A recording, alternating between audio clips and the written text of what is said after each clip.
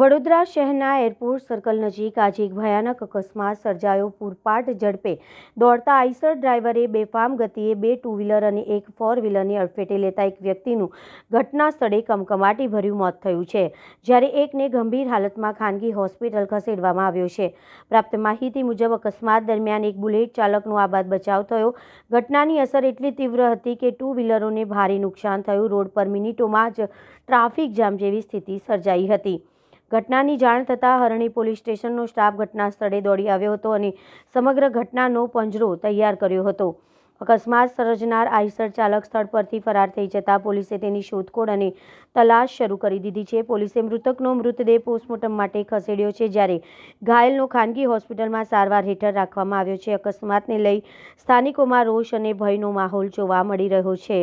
ઘરેથી મેં ઓફિસ જતો હતો સિટી માટે। સિગ્નલ પર અમે ઊભા હતા, અમિતનગર એરપોર્ટ સર્કલ સિગ્નલ પર ઊભા હતા। એકદમ ફૂલ સ્પીડમાં બધા ડ્રિંક કરેલા હતા ટ્રકમાં ડ્રાઈવરો બધા। એમણે સિગ્નલ તોડીને સીધું બધા એક અંકલને ઠોક્યું, એ ડેથ થઈ ગઈ એમને એસએસજીમાં લઈ ગયા।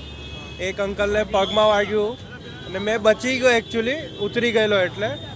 તો પોલીસ બી 1 કલાકથી આવી નહીં, તો એમને ઇન્ક્વાયરી કરવી જોઈએ, કેસ કરવો જોઈએ કે સ્ટ્રિક્ટ એક્શન લે કે મોટી ટ્રકો આવે ના। આપણી બુલેટ બાઇક હતી, એ આખી બાઇક પતી ગઈ છે, કચરાઈ ગઈ, બહુ નુકસાન છે, આખી પતી ગઈ છે નવી। હા, એ ડ્રાઈવર ભાગી ગયો ઉતરીને।